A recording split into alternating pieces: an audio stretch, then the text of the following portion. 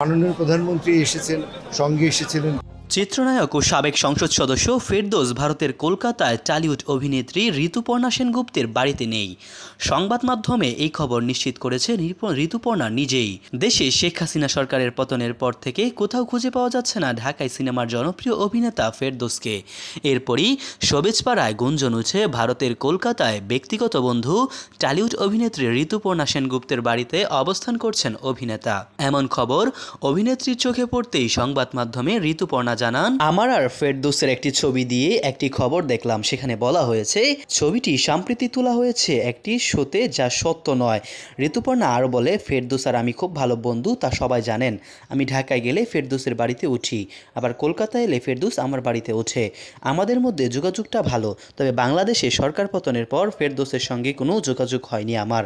এ সময় আফসোস করে অভিনেত্রী বলেন, আমি এখন সিঙ্গাপুরে আছি, জানি না ফেরদৌস এখন কোথায় আছে।